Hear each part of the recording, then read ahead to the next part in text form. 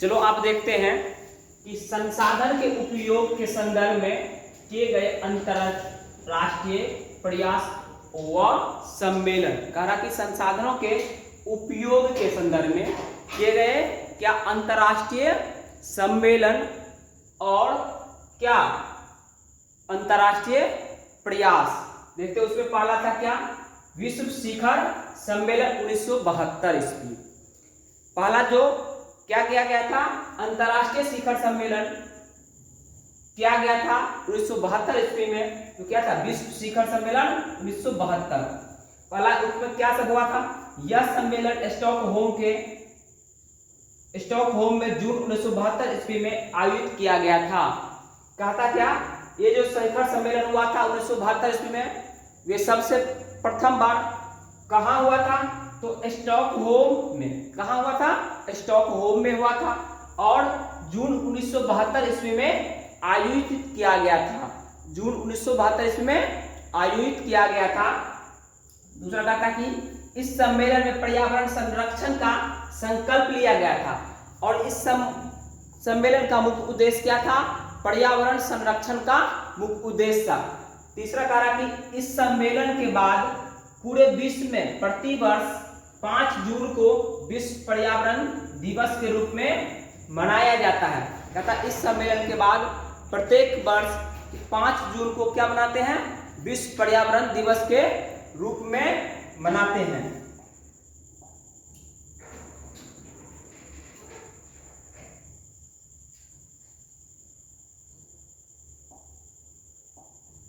अब दूसरा था क्या, विश्व पर्यावरण सम्मेलन या ग्रीन हाउस सम्मेलन 1987। क्या है, विश्व पर्यावरण सम्मेलन या उसी को हम कहते थे ग्रीन हाउस सम्मेलन। ये 1987 ईस्वी में हुआ था। यह कहाँ हुआ था, तो यह सम्मेलन कनाडा के मॉन्ट्रियल शहर में 1987 ईस्वी में आयोजित किया गया। कहता यह सम्मेलन 1987 ईस्वी में कहाँ पर, तो कनाडा के मॉन्ट्रियल शहर में आयोजित किया गया था। इस सम्मेलन में वायुमंडल में असंतुलित ग्रीन हाउस गैसों की वृद्धि पर चिंता प्रकट की गई और ओजोन परत का संरक्षण का प्रस्ताव रखा गया। दूसरा में कहा कि इसमें क्या किया गया था, तो वायुमंडल में असंतुलित क्या ग्रीन हाउस की वृद्धि पर क्या कहते हैं, चिंता प्रकट की गई थी। जो हमारे वायुमंडल में क्या बढ़ रहा था, ग्रीन हाउस बढ़ रहा था, उससे क्या हो रहा था, ओजोन परत का संरक्षण क्या होता में कमी आ रहा था। क्या रहा था, तो ओजोन परत में जो संरक्षण क्या रहा था, और ओजोन परत में कमी आ रहा था, उसके संरक्षण करने का प्रस्ताव रखा गया था। कहता है इससे आगे, इस सम्मेलन के माध्यम से सभी राष्ट्र ग्रीन हाउस गैसों की कटौती के लिए सहमत हुए और इसमें एक नियम बना कि सभी देश क्या करेंगे, ग्रीन हाउस गैस की वृद्धि में कम करेंगे।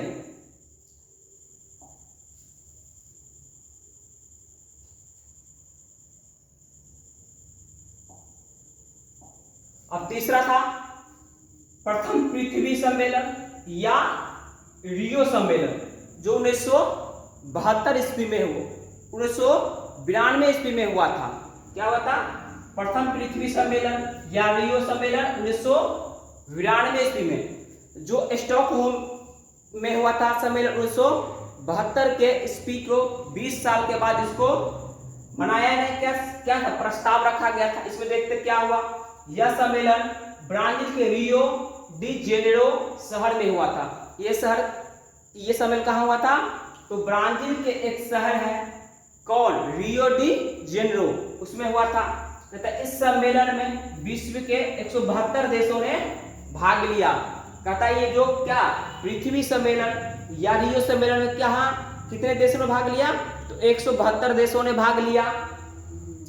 कहता इस सम्मेलन में भूमंडलीय तापमान, जलवायु परिवर्तन, जीव मंडल को होने वाली अनेक समस्याओं पर चिंता किया गया और पर्यावरण के रक्षा करने का संकल्प लिया गया। कहता इस सम्मेलन में सबसे मुख्य जो उद्देश्य क्या था, कि भूमंडलीय तापमान, जो भूमंडल में हमारे पृथ्वी पर क्या हो तापमान वृद्धि हो रहा है। उसके बाद जलवायु परिवर्तन क्या होता है, समय पर जलवायु परिवर्तन, जैसे समय पर क्या वर्षा नहीं होना, जीव मंडल को क्या होने वाली अनेक समस्याओं, जीव मंडल में होने वाले अनेक समस्याओं पर क्या गया था चर्चा किया गया था और पर्यावरण को संरक्षण करने का संकल्प लिया गया था।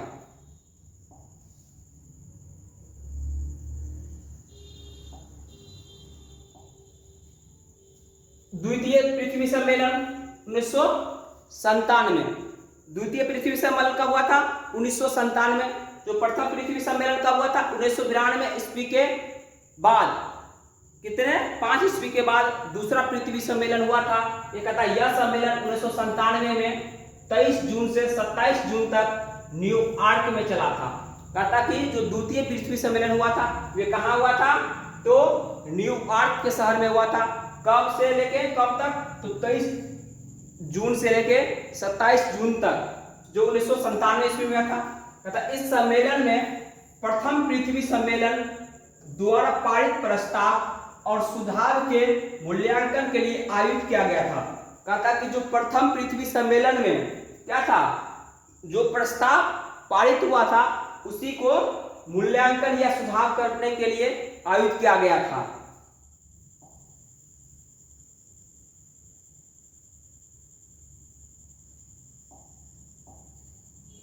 अब है तीसरा सम्मेलन, तीसरा पृथ्वी सम्मेलन जो 2002 में हुआ था।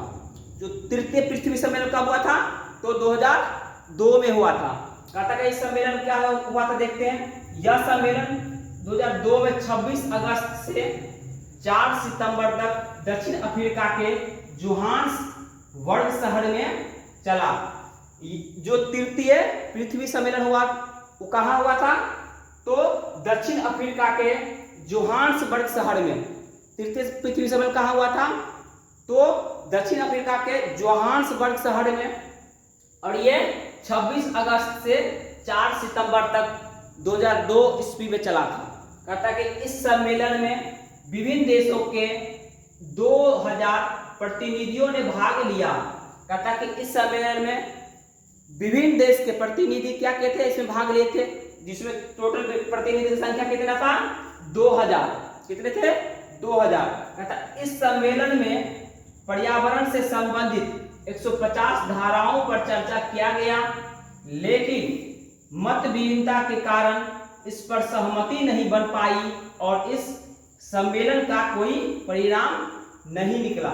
कहता इस सम्मेलन में कितने 150 धाराओं पर चर्चा किया गया, लेकिन मतभिन्नता के कारण इस पर सहमति नहीं बन पाई और इस सम्मेलन का कोई परिणाम नहीं निकला। किसका, तो तृतीय पृथ्वी सम्मेलन जो कब हुआ था 2002 में।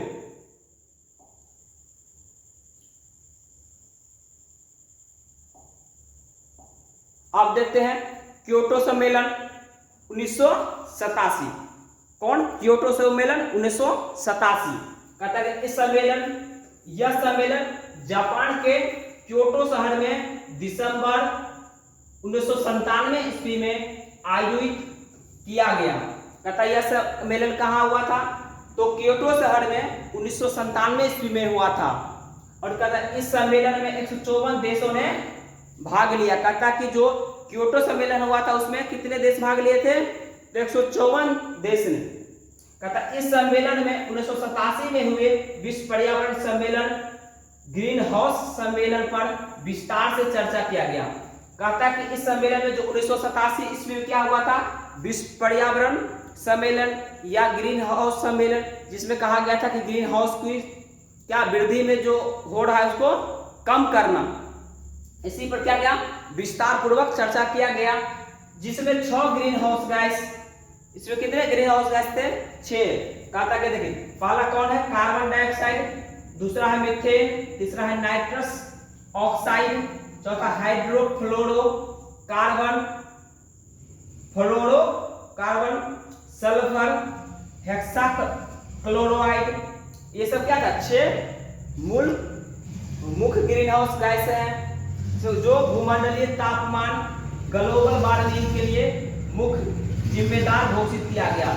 जो हमारे भूमंडलीय तापमान या ग्लोबल वार्मिंग के लिए मुख्य जिम्मेदार कौन है, ये 6 मुख्य गैस था, उसमें चर्चा किया गया था।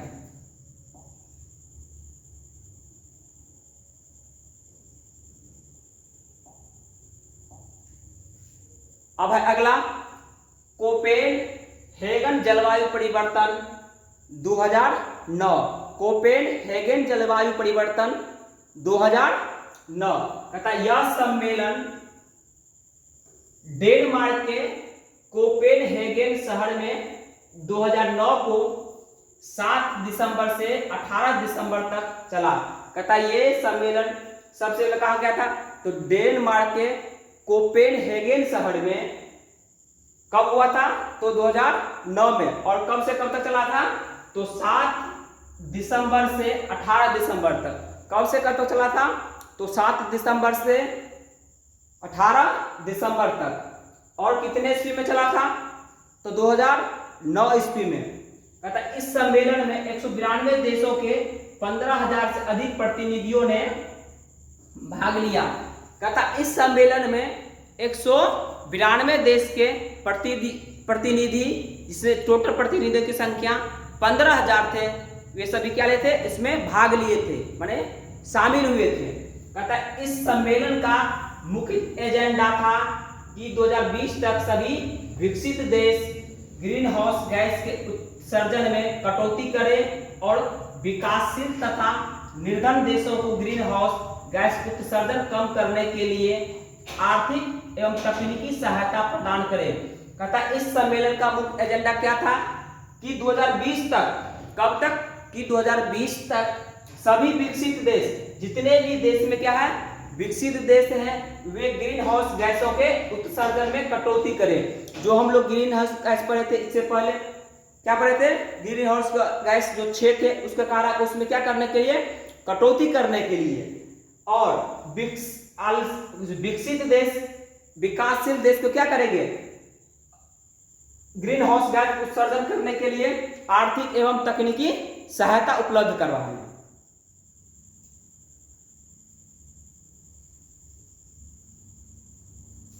अगला कहता है नोट में कि विश्व में सबसे अधिक कार्बन उत्सर्जन करने वाले देश चीन और अमेरिका है।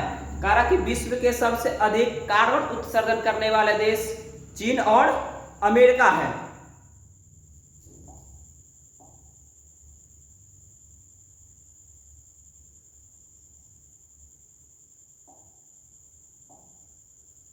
अब देखते हैं संसाधन का विकास। क्या कहते हैं, अधिक संसाधनों के निर्माण के लिए लोगों को कौशल में क्या, ये शिक्षा, तकनीकी गुणवत्ता इत्यादि सुधार करना मानव संसाधन का विकास कहलाता है। कि संसाधन का विकास कहलाता है, तो कैसा, अधिक संसाधनों के निर्माण के लिए लोगों को कौशल, अपने कौशल में परिवर्तन करना। परिवर्तन कैसे कर सकते हैं, जैसे शिक्षा के द्वारा या तकनीकी के द्वारा या गुणवत्ता के द्वारा अपने क्या करते हैं, जो उसके संसाधन के निर्माण में सुधार कर सकता है, वे क्या कहलाता है, संसाधन का विकास कहलाता है। क्या कहलाता है, संसाधन का विकास कहलाता है। समुचित शिक्षा और प्रशिक्षण द्वारा मानव का विकास हो पाता है और विकसित मानव अन्य संसाधनों का विवेकपूर्ण तरीके से विकास कर पाता है। कहता है कि समुचित शिक्षा या प्रशिक्षण के द्वारा क्या कहते हैं, मानव का विकास हो पाता है। उसमें क्या करता है, मानव अपने में क्या करता है, परिवर्तन लाता है और विकसित मानव अन्य संसाधनों का विवेकपूर्ण तरीके से विकास कर पाता है। कहता है कि और विकसित मानव क्या करता है, संसाधनों का विवेकपूर्ण उसका उपयोग करता है, वही कहलाता है संसाधन का विकास। क्या कहलाता है, संसाधन का विकास। जैसे हम लोग देखते हैं, क्या कहते हैं, मनुष्य में तकनीकी विकास और परिश्रम के कारण कम भूमि में भी अधिक फसलों का उत्पादन संभव हो पाया है। कहता है क्या, उदाहरण में हम लोग देखते हैं कि पहला कार्य क्या कि तकनीकी विकास और परिश्रम के कारण, क्या तकनीकी विकास और परिश्रम के कारण कम भूमि में अधिक फसलों का उत्पादन कर लेता है। ये क्या हुआ, विकास हुआ तकनीकी विकास के द्वारा, या अपने उसमें क्या है अपने परिवर्तन के लाके उसको क्या किया, कम भूमि में भी अधिक उत्पादन कर लेते हैं। दूसरा है मनुष्य के परिश्रम और शिक्षा के द्वारा मशीनें, बिजली तथा अनेक दैनिक जीवन में उपयोगी वस्तुओं का निर्माण एवं विकास संभव हो पाया है। और कह रहा है दूसरे उदाहरण में है कि मनुष्य के परिश्रम, क्या है परिश्रम और शिक्षा के द्वारा, किसके द्वारा, शिक्षा के कारण मशीन या बिजली तथा अनेक दैनिक जीवन में उपयोगी वस्तुओं के निर्माण एवं विकास संभव हो पाया है।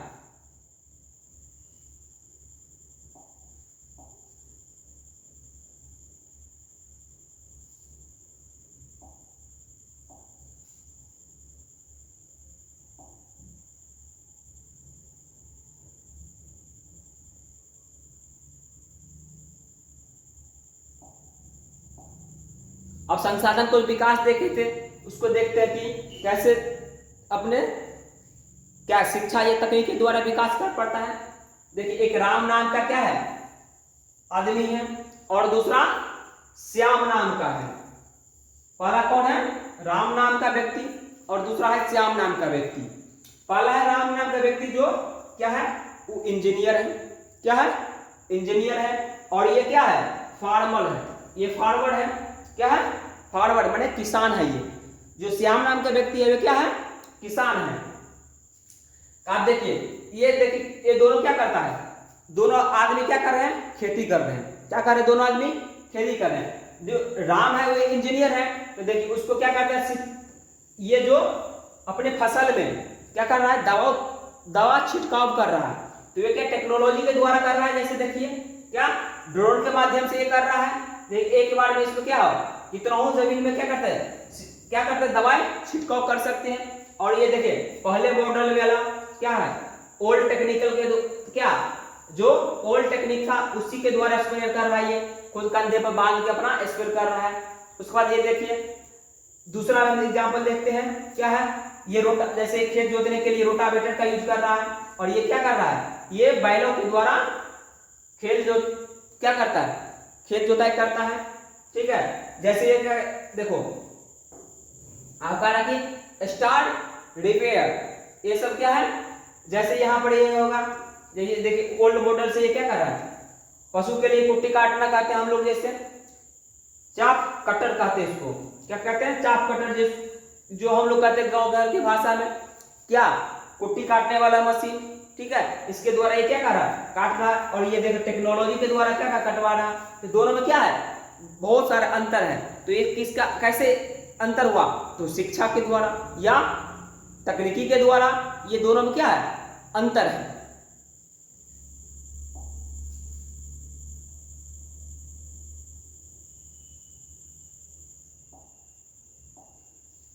चलो आप देखते हैं सतत पोषणीय विकास। कहता कि सतत पोषणीय विकास क्या है, कहता कि सतत पोषणीय विकास एक ऐसा विकास है जिसमें भविष्य में आने वाली पीढ़ियों की आवश्यकताओं की पूर्ति को बिना प्रभावित किए वर्तमान पीढ़ी अपनी आवश्यकताओं की पूर्ति करे। कह रहा किया जो ऐसा विकास क्या है कि सतत पोषणीय विकास एक ऐसा विकास है जो भविष्य में आने वाली पीढ़ियों की आवश्यकता को पूर्ति कर को बिना प्रभावित किए अपना विकास करना। जैसे हम लोग अभी मान लीजिए कोई कोयला का उपयोग कर लेंगे तो हमारे पीढ़ी जो आने वाले होंगे उसको क्या होगा अधिक दिक्कत का सामना करना पड़ेगा। इसलिए इस जगह पर क्या करेंगे हम लोग सोलर प्लेट का यूज कर लेंगे या जल द्वारा विद्युत उत्पादन कर लेंगे। तो क्या हो जाएगा कि हम लोग इससे हमारा पर्यावरण का भी सुरक्षा होगा। पर्यावरण का सुरक्षा कैसे, इससे हमारे क्या कहते हैं कोई तरह की नुकसान नहीं पहुंचेगा पर्यावरण पर, और हमारे जो आने वाला पीढ़ी रहेगा उसके लिए भी ये अच्छा ही होगा। इसलिए ये सब क्या होता है, सतत कोषीय विकास कहलाता है।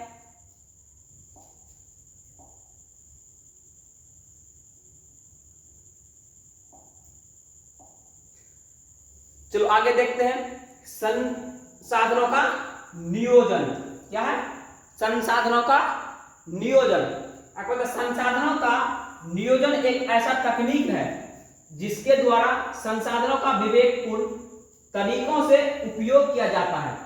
क्या कहता है कि संसाधन नियोजन क्या है, संसाधन नियोजन एक ऐसा तकनीक है, क्या है, एक ऐसा तकनीक है जिसके द्वारा संसाधनों का विवेकपूर्ण तरीकों से उसको क्या किया जाता है, उपयोग किया जाता है। उसे क्या कहते हैं, संसाधन नियोजन कहते हैं।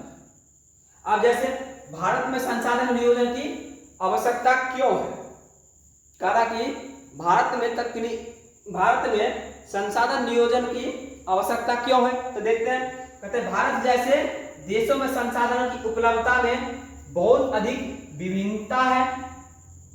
यहाँ कुछ ऐसे भी प्रदेश हैं जहाँ एक तरफ से के संसाधनों की प्रचुरता है और दूसरे अन्य संसाधनों की भारी कमी है। इसलिए भारत में संसाधनों का नियोजन अति आवश्यक है।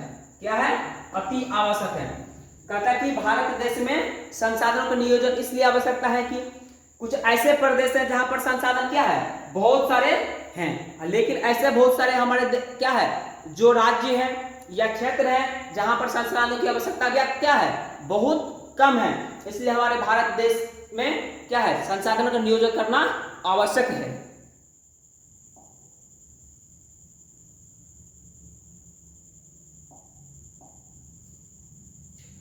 कहता कि भारत में संसाधन नियोजन की प्रक्रिया, क्या कह रहे हैं कि भारत में संसाधन नियोजन की प्रक्रिया। तो पहला देखते हैं कि देश के विभिन्न क्षेत्रों में संसाधनों की पहचान करना। सबसे पहला कह रहा कि देश के विभिन्न क्षेत्रों में माने क्या करना, उसके पहचान करना कि कहां पर कितने मात्रा में है कि नहीं है, संसाधन हमारे लिए यहाँ पर उपलब्ध है या नहीं है।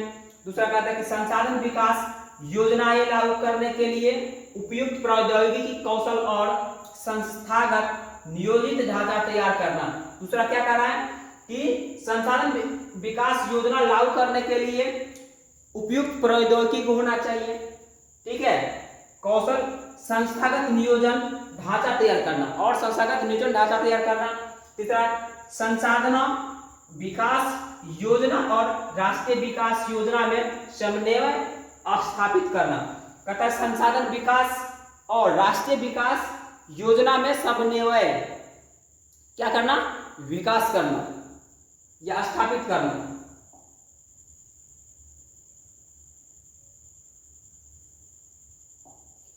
अब अगला संसाधन संरक्षण। क्या है, संसाधन संरक्षण। संरक्षण में क्या होता है कि इसको बचाना, क्या करना, बचाना। इसको बचाव कैसे करेंगे, तो देखिए संसाधनों का विवेकपूर्ण तरीकों से उपयोग करना और उन्हें व्यर्थ होने से बचाना संसाधन का संरक्षण कहलाता है। क्या कहलाता है, क्या संसाधनों का विवेकपूर्ण तरीकों से, संसाधनों का विवेकपूर्ण तरीकों से क्या करना, उपयोग करना और उन्हें व्यर्थ होने से बचाना। उसको क्या करना, होने से, व्यर्थ होने से बचाना, वही क्या कहलाता है, संसाधन का संरक्षण कहलाता है। क्या कहलाता है कि अगर कोई संसाधन अगर क्या उसको मिसयूज हो रहा है तो उसको क्या करेंगे, कि उसको कैसे बचाएंगे। जैसे जल का एग्जाम्पल ले लीजिए, क्या है, हमारे लिए एक संसाधन है जल, अगर उसको क्या व्यर्थ हो रहा है तो उसको क्या कर रहे हैं, उसको हम लोग कैसे बचाएंगे, क्योंकि हमारे जो भविष्य में आने वाले पीढ़ी है उसके लिए भी वे क्या उपयोगी हो, इसलिए इसको हम लोग संरक्षण करेंगे। जैसे देखिए वर्षा का पानी इकट्ठा कर इसका उपयोग अन्य कामों में कर जल को व्यर्थ होने से बचाया जा सकता है। कहा कि वर्षा का जल जो है उसको इकट्ठा करके क्या करना, कोई दूसरे काम में उसको यूज करना। जैसे वर्षा का जल को हम क्या करेंगे, इकट्ठा कर लेंगे और उससे हम क्या करेंगे, सिंचाई कर लेंगे। या हम लोग को पशु क्या करते हैं, पशु को अगर धोना है तो उससे भी पशु को धो सकते हैं या उससे अनेकों काम ले सकते हैं। ये सब क्या हुआ, संसाधन का संरक्षण हुआ।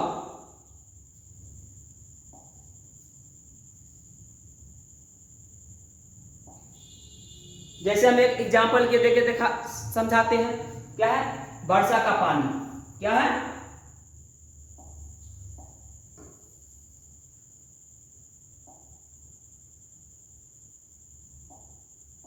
क्या है? वर्षा का पानी।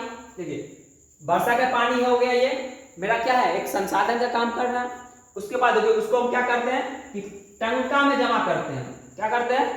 टंका में जमा करते हैं। अब टंका में जमा करने के बाद उसको क्या करते हैं, पीने में भी यूज कर सकते हैं, उसको रिफाइन करके, क्या उसको रिफाइन करके पीने में यूज कर सकते हैं, या कपड़ा साफ करने में क्या कर सकते हैं, उसका कपड़ा साफ करने में यूज कर सकते हैं। उसका तीसरा है बगीचा में। कहाँ पर? बगीचा में जो हमारे पेड़ पौधे उसको क्या करते हैं, सिंचाई करने के लिए। ये सब क्या है, वर्षा के पानी से हम इसे यूज कर लिए इसका। तो ये सब क्या हमारे लिए एक संसाधन का संरक्षण हो गया। उसके बाद ये है सिंचाई करने के लिए। तो हम क्या देखें कि वर्षा के पानी से क्या बहुत सारे काम कर लिए, और पानी नहीं अगर इसको हम यूज करते तो ये क्या होता है, व्यर्थ में चला जाता। इसीलिए क्या कहता है, संरक्षण, संसाधन को संरक्षण करना चाहिए। क्या करना चाहिए? संसाधन को संरक्षण करना चाहिए।